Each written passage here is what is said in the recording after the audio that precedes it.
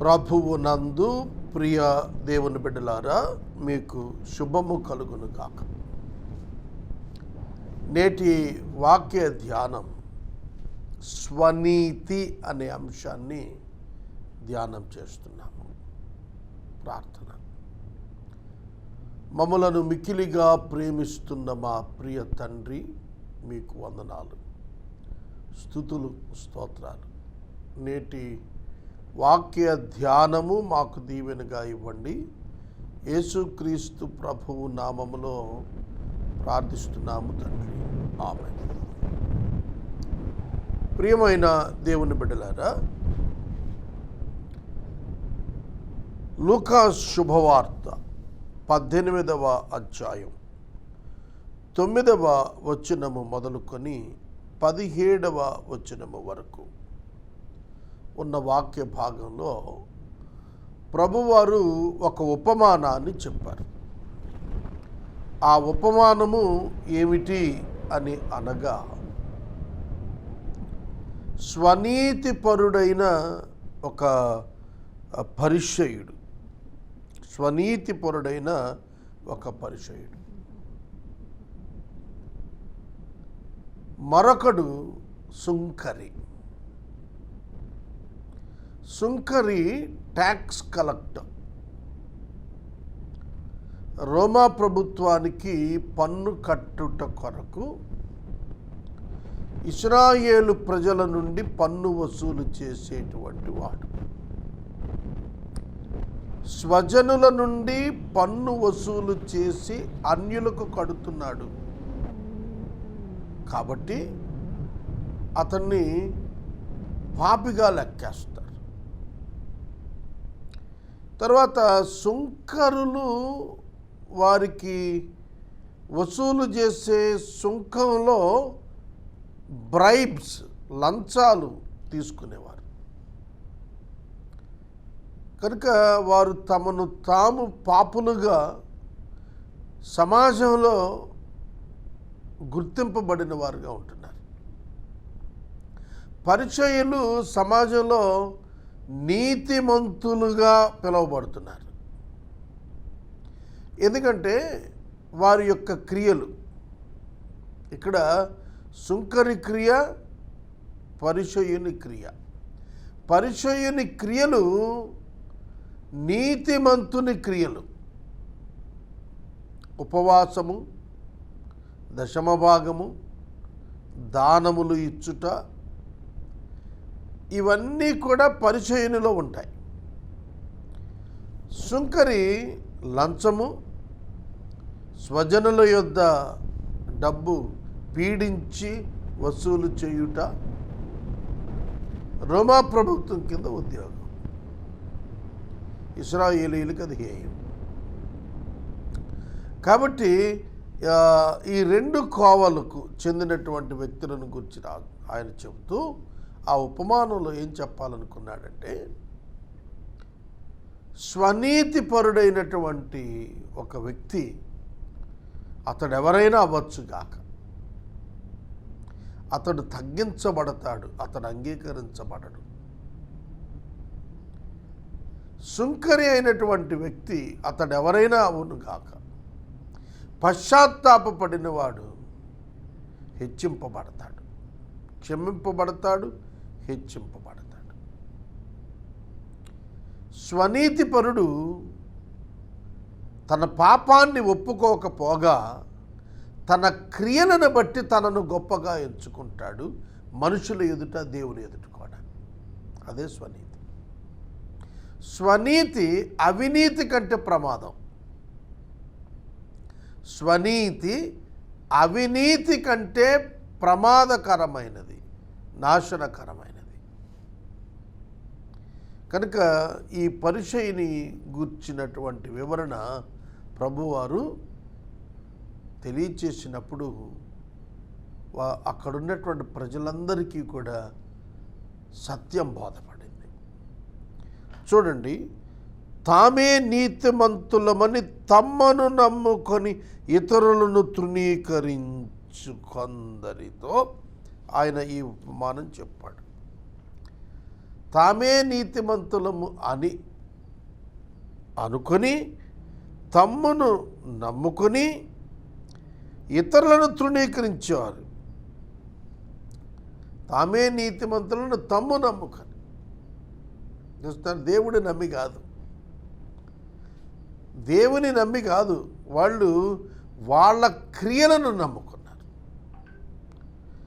దేవుని యందలి విశ్వాసము వలన నీతిమంతులగుట అనే దానిపై వారి నమ్మకం లేదు. మేము చేయుచున్న క్రియలను బట్టి మేము నీతిమంతులమవుతున్నాము అనేదే వాళ్ళు నమ్ముతున్నారు. It is the danger in today's Christianity. నేటి క్రైస్తవ్యంలో కూడా ఇది చాలా ప్రమాదకరమైంది. సుంకరి తాను పాపినని ఒప్పుకొని క్షమించమని ప్రభువును వేడుతున్నాడే, పశ్చాత్తాపపడతాడే, అది ఆయనపై విశ్వాసంతో. కాబట్టి ఇక్కడ విశ్వాస సంబంధమైనటువంటి నీతి, ధర్మశాస్త్ర సంబంధమైనటువంటి నీతి, ఈ రెండింటి యొక్క వ్యత్యాసం ఈ యొక్క ఉపమానంలో మనకు కనబడుతుంది. పరిసయ్యుడు ధర్మశాస్త్ర సంబంధమైన నీతి, సుంకరి విశ్వాస సంబంధమైన నీతి. ఈ రెండింటిలో ఏది ఆమోదం, దేవునికి అంగీకారం అంటే విశ్వాస సంబంధమైన నీతి అంగీకారము, ఆమోదం. ఇది మనం తెలుసుకోవాలి. నీతిమంతులను తమ్ము నమ్ముకుని ఇతరులను తృణీకరించేవారు. తనను నమ్ముకుంటాం ఒకటే కాదు, తన క్రియలను నమ్ముకోవటమే కాదు, ఇతడు ఇతరులను తృణీకరిస్తున్నాడు. ఇతరులను తృణీకరిస్తున్నాడు. మీకు ఒక విషయం చెప్తాను. శిలువ మీద యేసుక్రీస్తు ప్రభు ఉన్నప్పుడు ఉదయం 9 గంటల నుండి మధ్యాహ్నం 3 గంటల వరకు ఆయన బ్రతికి శిలువ మీద ఉన్నారు. ఆయన ఇరుపక్కల 2 బందిపోటు దొంగలు శిలువ వేయబడ్డారు. అలా శిలువ వేయబడినప్పుడు మొదట వారిద్దరూ యేసును తృణీకరించారు. 2 బందిపోటు దొంగలు తృణీకరించారు. నిన్ను నీవు రక్షించుకొని మమ్మును కూడా రక్షించు అని తృణీకరించి అపహాస్యం చేశారు. ఆ ప్రజలతో ఏకీభవించారు వారు శిలువ మీద ఉండి కూడా. తాము చనిపోబోతూ కూడా తమ తోటి శిలువ వేయబడిన యేసు వైపు చూచి వారు అవహేళన చేశారు. అయితే యేసు మొదటి మాట మాట్లాడినప్పుడు ఒకడు, కుడివైపు అని మనం అంటాం కానీ ఒకడు మరొకనితో విభేదించాడు, తృణీకరించటం మానేశాడు. మనమును అదే శిక్షా విధిలో ఉన్నాము కాదా? మనిద్దరం కూడా అదే శిక్షా విధిలో ఉన్నాం కదా. వై? ఎందుకు నువ్వు ఆయన్ని తృణీకరిస్తున్నావు? నువ్వు ఆయన తృణీకరించొద్దు. ఆయనలో నేను ఒక నీతిమంతుడిని చూస్తున్నాను. మనమైతే అవినీతి పరులు, ఆయన నీతిమంతుడు. ఆయన అంగీకరిస్తున్నాడు, తృణీకరించలేదు. అర్థమవుతుందా? తన పాపాన్ని ఒప్పుకున్నాడు, ప్రభువుని అంగీకరించాడు. గ్రహించండి దేవుని యొక్క వాక్యాన్ని. ఎవరు తృణీకరిస్తారంటే తమ అంతరంగములో తాము ఎదుటివారి కంటే నీతిమంతులము అనే భావన ఉన్నవారు ఎదుటివారిని తృణీకరిస్తారు. నేను ఎదుటివారి కంటే నేను ధనవంతుణ్ణి అని అనుకున్నవాడు పేదవాడిని తృణీకరిస్తాడు. నేను వీడికంటే జ్ఞానిని అనుకున్నవాడు తక్కువ చదువుకున్నవాడిని తృణీకరిస్తాడు. నేను వీడికంటే బలవంతుణ్ణి అనుకున్నవాడు బలహీనుణ్ణి తృణీకరిస్తాడు. ఇది సమాజంలో సాధారణమే. ఈ పరిసయ్యుడు ఏం చేస్తున్నాడంటే ఇతరులను తృణీకరించే గుంపులో ఉన్నాడు. తనను తాను నీతిమంతుడని అనుకునే గుంపులో, ఇతరులను తృణీకరించే గుంపులో ఈ పరిచయుడు అన్నాడు. ఇలాంటి వారి కొరకే ఈ ఉపమానం చెప్పాడు. తాము క్రియల చేత నీతిమంతులముగా ఉన్నామని గర్వించి అతిశయించి తమ అంతరంగాలను స్వనీతితో నింపుకునే వారికి ప్రభువు మారు మనసు పొందేటట్లు, మనసు మార్చుకునేటట్లు ఈ ఉపమానం చెప్పాడు. ప్రార్థన చేయుటక 2 మనుషులు దేవాలయానికి వెళ్ళారు. సుంకరి అయినా పరిచయుడు అయినా దేవుని దృష్టిలో వారిద్దరూ మనుషులే. Human positions were not counted here in the presence of God. దేవుని సన్నిధిలో నీ అధికారము, పదవి, గొప్పతనాలు లెక్కించబడవు. భూమి మీద వీరు కలెక్టర్ గారు, వీరు గుమస్తా అనే వ్యత్యాసం భూమి మీద, వీరు మంత్రి గారు, వీరు సామాన్యుడు అనే వ్యత్యాసం భూమి మీద, దేవుని ఎదుటి కాదు. ఇద్దరు మనుషులే. ఇద్దరు కూడా దేవాలయానికి వచ్చారు. ఒకడు పరిచయుడు, ఒకడు సుంకరి.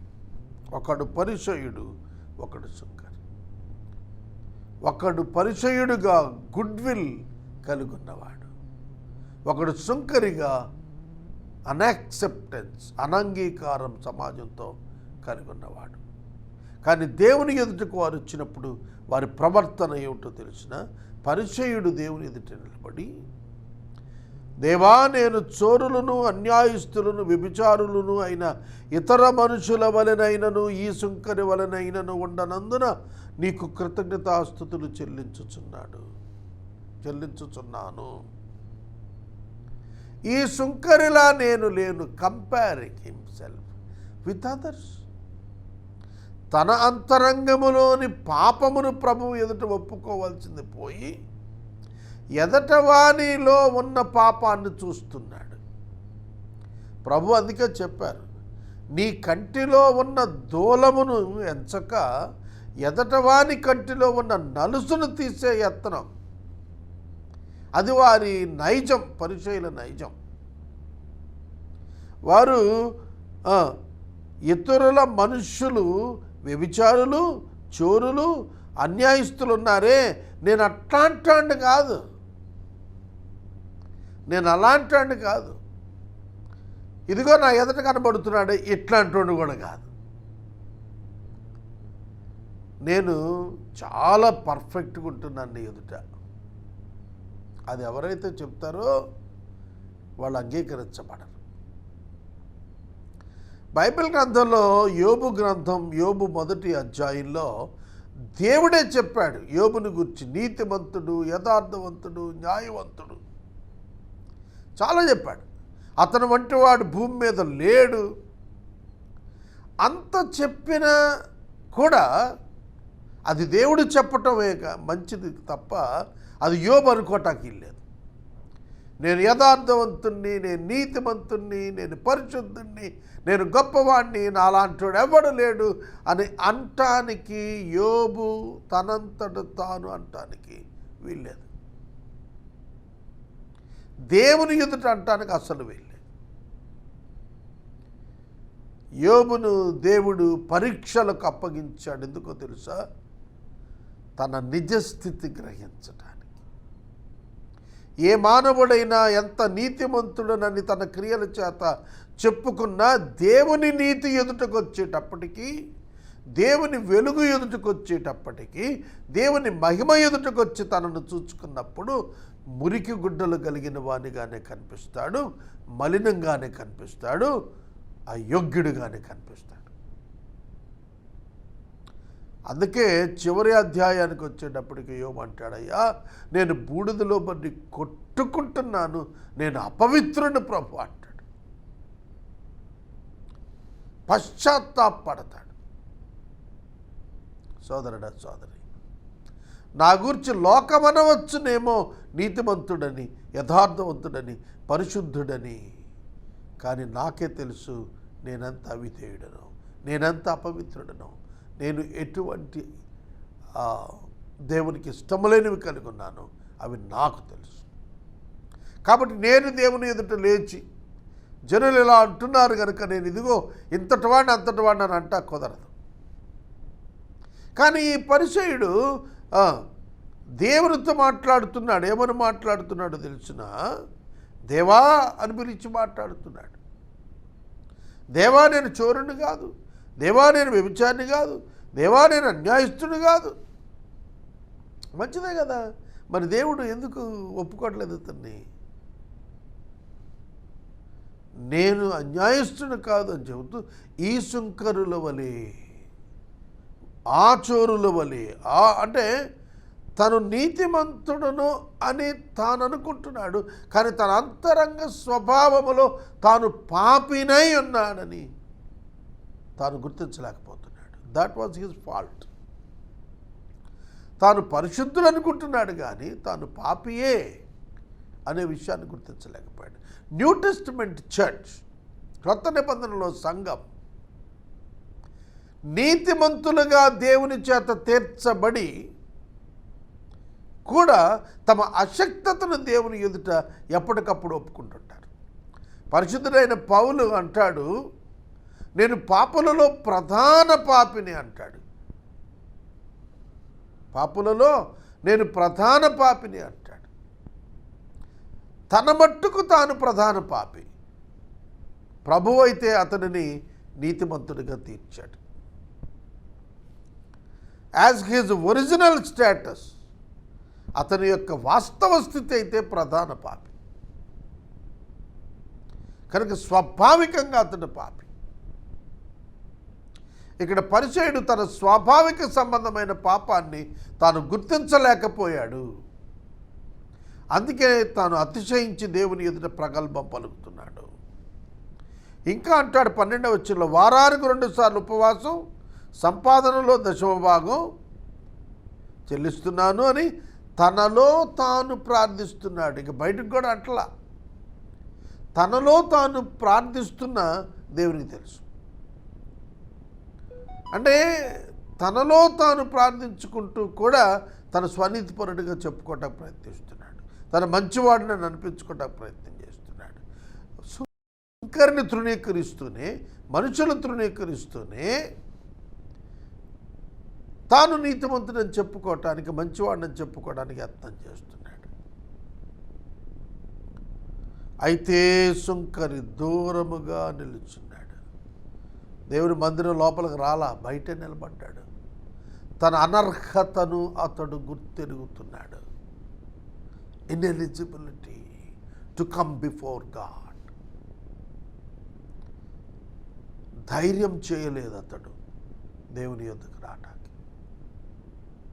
దేవాలయంలోనికి రావటానికి కూడా ధైర్యం చేయలేదు. నేను పాపిని అని దూరంగా ఉన్నాడు. దేవాలయంలో అడుగు పెట్టడానికి కూడా నాకు అర్హత లేదయ్యా అని అతడు తను తగ్గించుకుంటున్నాడు. తన్ను తగ్గించుకుంటున్నాడు. ఆకాశం వైపు కనులెత్తుటకు ధైర్యం చాలలేదు అతనికి. That is the qualification. Repentance. రొమ్ము కొట్టుకుంటూ ఏడుస్తున్నాడు. పబ్లిక్ కన్ఫెషన్కి వెళ్తున్నాడు. పరిసయ్యుడు తనలో తాను ప్రార్థన చేసుకుంటున్నాడు. కానీ సుంకరి బహిరంగంగా ఏడుస్తూ పాపక్షమాపణ కోరుకుంటున్నాడు. దేవా, పాపినైన నన్ను కరుణించుము అని పలికెను. పాపినైన నన్ను కరుణించుము అని పలికెను. పశ్చాత్తాపం, తాను పాపినని గ్రహించుట, దేవుని ఎదుట తాను అయోగ్యుడనని ఒప్పుకొనుట, కనికరము కోరి విజ్ఞాపన చేయుట, అంతరంగములో ఎక్కడ నీతిమంతుడునయ్యా అనే భావన కనపరచకపోవుట. 33 సంవత్సరాల నా పరిచర్యలో నేను ఎక్కువగా గుర్తించిన సత్యం, నేను పాపిని, నా నుండి ఏదైనా జరిగింది అని అంటే అది దేవుడు తప్ప మరొకటి కాదు, ఆయన చేసింది తప్ప మరొకటి కాదు, ఆయన కృప తప్ప మరొకటి కాదు. ఒక తేనెటీగ తేనెను ఉత్పత్తి చేసినట్లు నేను పాపమును మాత్రమే ఉత్పత్తి చేయగలను. నేను పాపమును మాత్రమే ఉత్పత్తి చేయగలను, మరేమి చేయలేనని నాకు తెలుసు. నా నుండి వెలువడునది పాపమే, నీతి కాదు. నీతి దేవుని వలన కలిగినది, నీతి దేవుని చేత మాత్రమే కలిగినది. కనుక సుంకరి best person in the sight of God. ఇవాళ క్రైస్తవులు అనేక మంది, సేవకులు అనేక మంది నీతిమంతులమని చెప్పుకుంటున్నారు. నీ నీతి దేవుని నీతి ఎదుట మురికి గుడ్డ వంటిది. మోషే ఎంతో పవిత్రంగా, నిష్ఠగా, ధర్మశాస్త్రం ప్రకారం జీవిస్తూ వెళ్ళాడు. అట్లాంటి వాడు లేడని వాక్యం చెబుతుంది. అయినప్పటికీ అతడు కూడా దేవుని సన్మానించే విషయంలో పడిపోయాడు. Because of his nature. స్వాభావికంగా అతడు పాపియే కదా. కనుక మనము కనికరము కొరకు ప్రార్థించవలసిన వారమే తప్ప మేము నీతిమంతులు మా ప్రార్థన విననే డిమాండ్ లేదు. ఇది చెప్పి ఆయన ఏం చెప్పారంటే, తన్ను తాను హెచ్చించుకునేవాడు తగ్గించబడతాడు దేవుని యందు. తగ్గించుకునేవాడు దేవుని దృష్టిలో హెచ్చించబడతాడు. అతని కంటే ఇతడు నీతిమంతుడై ఇంటికి వెళ్ళాడు. ఒక పరిచయుడు దేవుని నుండి ఏం పొందలేకపోయాడు. ఒక సుంకరి నీతిమంతుడై వెనక్కి వెళ్ళాడు. అంటే హీ వాజ్ ఫర్గివెన్. సుంకరి క్షమించబడ్డాడు. సుంకరి అంగీకరించబడ్డాడు. సుంకరి నీతిమంతుడికి చేయబడ్డాడు. సుంకరి హెచ్చించబడ్డాడు. సుంకరి వెనకకు తిరిగి వెళుతున్నప్పుడు తాను వచ్చిన ఉద్దేశం నెరవేర్చబడి వెళుతున్నాడు.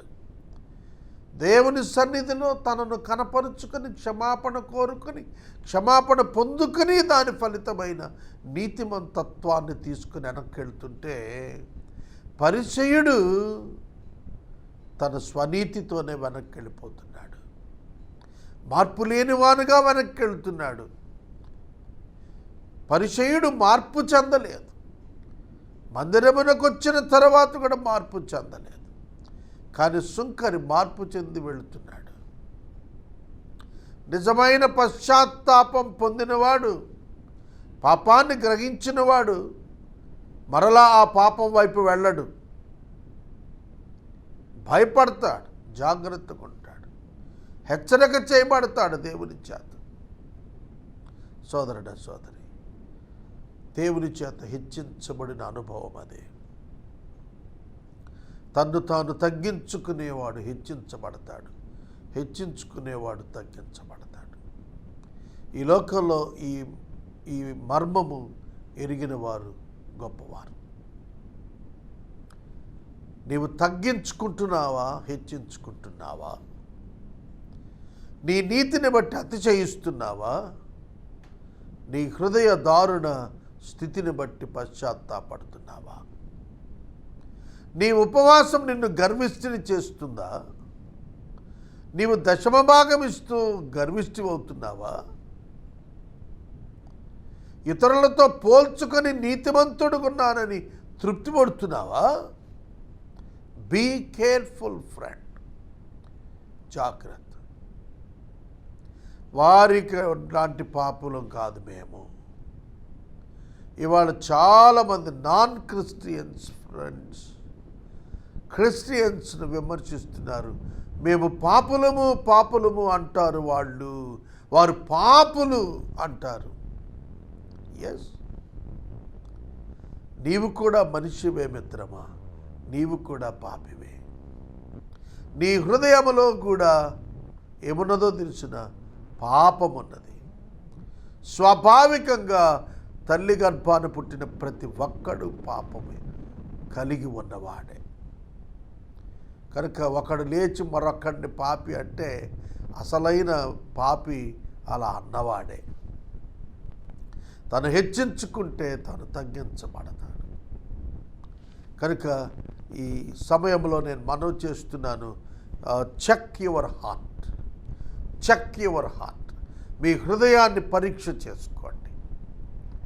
గర్వించకండి, అతిశయించకండి, స్వనీతికి పూనుకోకండి. అది అవినీతి కంటే ప్రమాదం. దేవుని యొద్దకు వచ్చి అపవిత్రుడిగా వెనక్కి వెళితే ప్రయోజనం ఏమిటి? పరిశుద్ధుడిగా వెనక్కి వెళ్ళాలి, నీతిమంతుడిగా వెనక్కి రావాలి. ఒకడు హాస్పిటల్కి వెళ్ళి మరలా రోగిగానే ఇంటికి వస్తే ఏం ప్రయోజనం? స్వస్థచిత్తుడై రావాలి కదా. సోదరుడా, సోదరి, దేవుని యొద్దకు వచ్చేటువంటి ప్రతి ఒక్కరూ కూడా తాము పాపి అని గుర్తించి తమ పాపమును క్షమించమని కన్నీటితో పశ్చాత్తాపముతో వేడుకుంటే ప్రభు ప్రతి పాపమును క్షమించి మనలను పవిత్రపరిచి నీతిమంతులుగా చేసి మళ్ళా సమాజంలోనికి దేవుని బిడ్డగా పంపిస్తాడు. ఈ సత్యాన్ని మనం గుర్తెరగాలని నేను మనవి చేస్తున్నాను. ఇంకా ఎవరైనా యేసుక్రీస్తు ప్రభువును రక్షకునిగా అంగీకరించకపోతే వారింకనూ వారి పాపములోనే ఉన్నారు. వారి పాపముల నుండి వారు ఇంకనూ విముక్తి పొందలేదు. క్రీస్తు యేసు ద్వారా తప్ప పాపక్షమాపణ ఇచ్చువాడు లేడు. ఏలయనగా ఆయనే పాపానికి విమోచన క్రయధనం చెల్లించిన ఏకైక వ్యక్తి. అందుకే ఈయన నామమునందు విశ్వాసం ఉంచిన వారు రక్షించబడతారు అని దేవుని వాక్యం చెబుతోంది. విశ్వసింపని వారు శిక్షించబడతారని వాక్యం చెబుతోంది. యేసును అంగీకరిద్దాం, అంగీకరించండి. ప్రార్థన. మమ్మల్ని మిక్కిలిగా ప్రేమిస్తున్న తండ్రి, ఈనాడు అనేక మంది క్రైస్తవులు స్వనీతితో నిండి ఉన్నారు, పరిశైలులా ఉన్నారు. వారిని క్షమించు ప్రభు. మతం, ఆచారం పరలోకానికి చేర్చదని గ్రహింపబడి పశ్చాత్తాపము, మారు మనసే ప్రధానమని గుర్తెరుగుటకు కృపనివ్వండి. యేసు నామమున వేడుచున్నాము తండ్రి, ఆమెన్. తండ్రి అయిన దేవుని ప్రేమ, కుమారుడైన యేసయ్య కృప, పరిశుద్ధాత్మని యొక్క అన్యోన్య సహవాసం సదాకాలం మనకు తోడైనను గాక. ఆమెన్.